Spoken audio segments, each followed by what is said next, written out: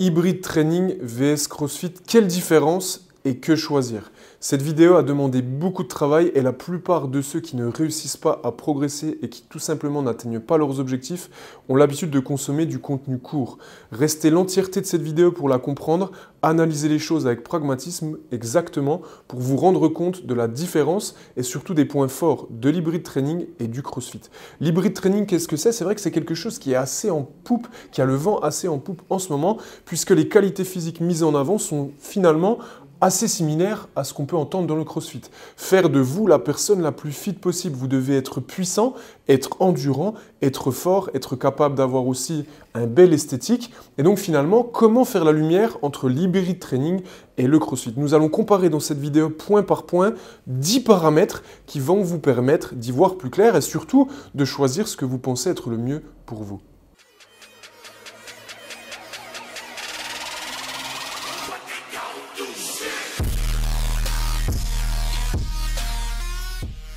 Point numéro 1, la variété dans ces deux pratiques. Dans l'hybrid training, j'ai mis 5 étoiles et dans le CrossFit, j'ai mis 4 étoiles. Effectivement, l'hybrid training est un petit peu plus varié et attention, je vous vois venir encore une fois, c'est à nuancer en fonction de la pratique que vous en faites. L'hybrid training est bien plus large au niveau de son spectre. Vous pouvez pratiquer des sports outdoor, vous pouvez pratiquer de l'haltérophilie, de la force athlétique, vous pouvez aussi pratiquer des entraînements type CrossFit, du high intensity et tout ce genre de choses. Donc le panel est bien plus large puisque la seule limite que vous pouvez y mettre, c'est tout simplement vos envies, vos besoins et tout simplement ce que vous recherchez à atteindre. Dans le CrossFit, même si l'adage c'est constamment varié à haute intensité, il y a un paramètre à prendre en compte, c'est qu'il y a des immuables dans ce sport. Si vous pratiquez le CrossFit de façon sportive, évidemment, il y a des choses que vous allez devoir respecter. Il y a tout simplement une chronologie, un archétype général et vous ne pouvez pas non plus sortir complètement de ça. Si vous commencez à courir beaucoup plus, à faire énormément de sport outdoor, qu'est-ce qui va se passer dans votre pratique pure et dure du sport CrossFit? Vous allez tout simplement régresser. Donc 5 étoiles pour l'hybrid training, 4 étoiles pour le CrossFit. Point numéro 2, la personnalisation. Et là, encore une fois, évidemment, je vous le reprécise, tout dépend de la pratique que vous en faites. Je vais mettre 5 étoiles pour l'hybrid training et 3 étoiles pour le CrossFit. L'hybrid training se pratique quasiment exclusivement sous forme de programmation. Donc vous pouvez très bien la personnaliser de la meilleure façon possible pour vous. Alors que dans le CrossFit, évidemment, même si on personnalise en fonction de vos objectifs que vous avez dans le sport, nous allons devoir rester dans les immuables que ce sport comporte, avec des immuables en gym, des immuables en haltérophilie, des immuables sur certains mouvements, comme le butterfly, le squat snatch, ou certaines choses que vous ne pourrez pas, si vous cherchez à être performant dans cette activité, esquiver. Alors que dans l'hybrid training, la seule limite, c'est ce que vous avez en tête et sur vos objectifs. Point numéro 3, l'intensité. Et là, une petite chose va différer. Je mets 4 étoiles à l'hybrid training et je mets 5 étoiles pour le CrossFit. La différence entre les deux, c'est que lorsque vous pratiquez l'hybrid training, dans sa globalité, vous allez avoir bien souvent des mouvements un petit peu plus stricts, un petit peu plus simples, plus de bodybuilding et plus de sport outdoor en général, où les temps de travail sont assez longs. Néanmoins, ça reste quelque chose où la pratique peut être assez intense, car l'intensité fait monter le métabolisme, et vous avez vraiment ce principe-là d'intensité. Mais globalement, il y a un petit peu moins d'intensité que dans le CrossFit. Le CrossFit reste un sport de capacité. Qui plus est, c'est encore accentué si vous le pratiquez sur la partie compétition. Chaque entraînement, vous allez vous mettre dans une phase qui est assez intense et vous allez souvent récolter beaucoup de courbatures, chose qui est un petit peu moins vraie. C'est un petit peu moins le cas dans l'hybrid training, d'où cette note. Point numéro 4, l'accessibilité pour les débutants. 3 étoiles pour l'hybrid training, 4 étoiles pour le CrossFit. Effectivement, le CrossFit est plus accessible pour les débutants pour la simple et bonne raison que c'est beaucoup plus démocratisé. Vous pouvez trouver des dizaines et des dizaines de salles de CrossFit affiliées, donc qui portent bien le nom, dans lesquelles vous allez pouvoir être coaché avec le respect plus ou moins bien fait de la méthode d'entraînement, avoir du coaching et surtout beaucoup d'informations sur cette pratique sportive. L'hybrid training, quant à lui, est un petit peu moins accessible pour la simple et bonne raison que vous allez devoir avoir un bon esprit d'autonomie. La plupart du temps, cela va vous demander de connaître vos max, de savoir réaliser de façon plus ou moins convenable les mouvements. Et même si l'entraînement peut être vraiment personnalisé à votre niveau, eh bien, il est évident qu'en fonction de la programmation et de votre niveau, ça a un petit peu plus de barrières à l'entrée. Point numéro 5, le focus sur la compétition. L'hybride training sera à 2 étoiles, tandis que le CrossFit sera à 5 étoiles. Évidemment, le CrossFit est, à mon sens, au niveau mondial, le sport permettant le plus de possibilités dans le monde au niveau de la compétition, puisqu'en fonction de votre âge, de votre niveau, en individuel ou en équipe, et à peu près partout, toutes les semaines, toutes les 2 semaines, en France en tout cas, ou même en Europe, vous pouvez trouver des compétitions de plus ou moins grande échelle vous permettant de vous dépasser. Donc ça vraiment, à ce niveau-là, vous en aurez pour tous vos goûts dans votre salle ou même chez vos voisins ou même si vous voulez atteindre le plus haut niveau, il y a vraiment un panel de compétition qui est juste stratosphérique. Hybrid training, 2 étoiles, puisque si votre objectif c'est la compétition, c'est un petit peu plus compliqué puisqu'en général quand vous faites l'hybrid training, c'est plutôt une compétition contre vous-même. Être capable d'améliorer votre max sur un mouvement, être capable d'améliorer votre max peut-être sur un nombre de tractions strictes, améliorer peut-être votre visuel sur quelque chose ou vos temps sur des sports outdoor. Mais il n'y a en aucun cas de compétition fixe puisque c'est plus une méthode d'entraînement qu'un sport. Point numéro 6, le risque de blessure. Et là, nous allons retrouver 4 étoiles pour l'hybrid training et 3 étoiles pour le CrossFit. Évidemment, je tiens à nuancer mes propos avant de voir les commentaires des uns ou des autres qui cherchent à tout simplement protéger une des activités. Tout cela dépend de comment vous pratiquez ce sport. Le CrossFit parfaitement pratiqué prévient énormément les blessures. L'hybrid training mal pratiqué va tout simplement créer beaucoup de blessures. Et l'inverse est vrai. Mais globalement, l'hybrid training est un petit peu moins risqué à mon sens puisque c'est une programmation qui est personnalisée et les mouvements sont bien souvent un petit peu plus simples. On est plutôt sur de la musculation, du bodybuilding et des mouvements basiques de force athlétique ainsi que des sports outdoor, alors que dans le CrossFit, on va être sur des sports, des mouvements et des amplitudes qui sont un petit peu plus complexes. De l'haltérophilie, de la gym suspendue avec des mouvements de rotation et le tout mélangé à haute intensité. Cette haute intensité, cette notion de vitesse, ce fort time fait que bien souvent, il est un petit peu plus difficile de garder une posture qui est correcte. Et donc, le risque de blessure quand vous pratiquez de façon intense le CrossFit est un peu plus élevé que dans l'hybrid training. Point numéro 7, le coût est là. L'hybrid training et le CrossFit sont tous les deux à 4 étoiles. Encore une fois, il y en a pour toutes les sauces et une des idées reçues est bien souvent que le CrossFit est assez onéreux. Encore une fois, nous pourrions ouvrir un débat, cher, mais par rapport à quoi? Pourquoi ces deux entités sont également sur le même coût, donc c'est-à-dire 4 étoiles chacun? L'hybrid training va vous demander une programmation ou en tout cas, si vous voulez économiser ça, cela va vous demander d'être assez doué dans la programmation, de vous connaître. Et bien souvent, tant qu'on n'est pas expert en la matière, c'est très difficile de s'auto-coacher.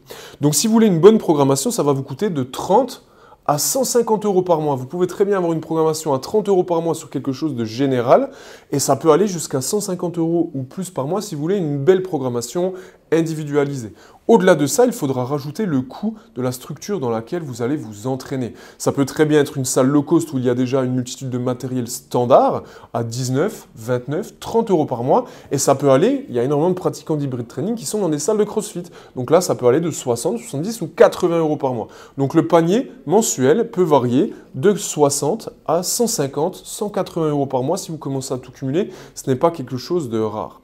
Pour les crossfitters, évidemment, encore une fois, si vous avez juste votre abonnement dans la salle de CrossFit, c'est plus onéreux que dans une salle de sport standard. Ça peut être plutôt aux alentours de 70 € par mois. Si, au-delà de ça, vous décidez de vous rajouter une programmation, on va rejoindre le panier précédent que je vous disais pour l'hybrid training. Donc ça reste un coût qui est assez onéreux pour les deux activités, mais en tout cas, vous serez bien mieux suivi, bien mieux accompagné, et il y a de fortes chances que si vous vous donniez les moyens, vous atteigniez vos objectifs. Point numéro 8, la communauté. Et là, nous avons 2 étoiles pour l'hybrid training et 5 étoiles pour le CrossFit.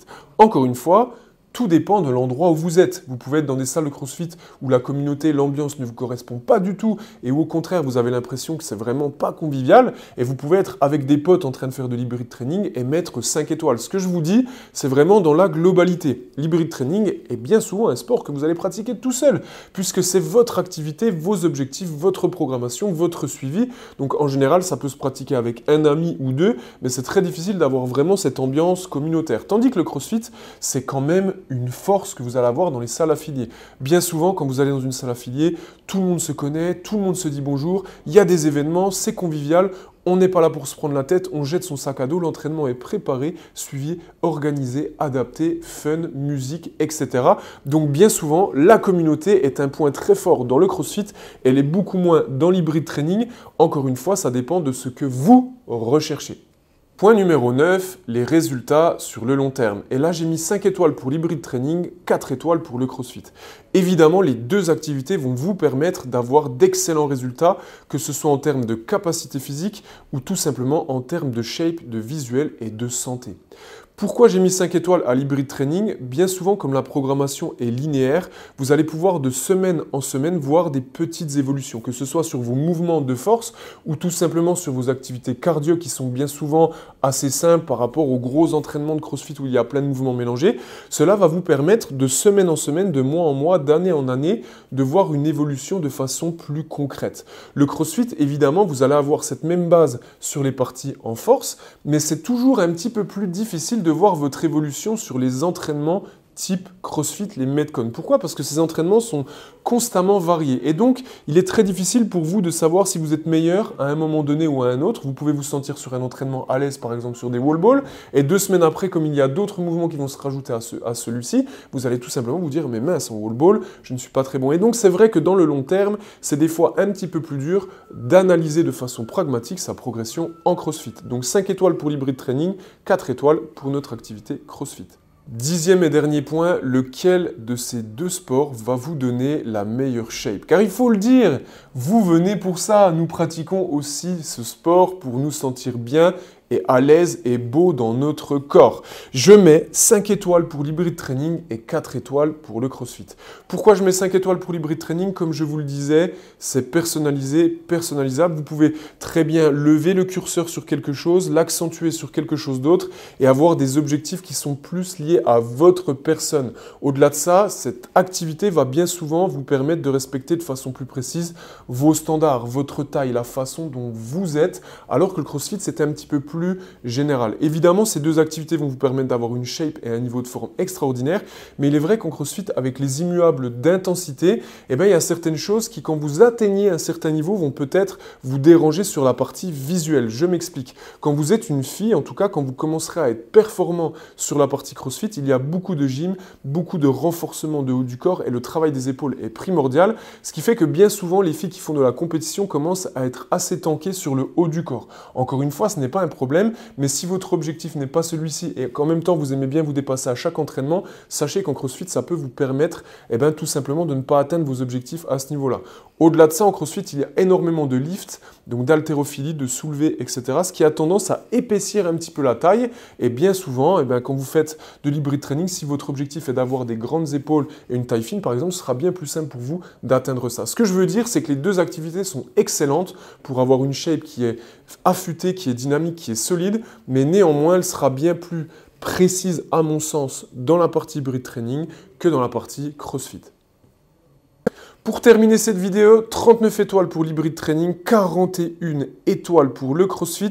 N'oubliez pas que ces vidéos demandent énormément de travail, donc abonnez-vous, mettez un like et évidemment un petit commentaire pour m'aider dans mon travail, pour que je puisse continuer à vous fournir du contenu de la meilleure qualité possible. L'hybrid training et le CrossFit sont tous les deux des activités extraordinaires.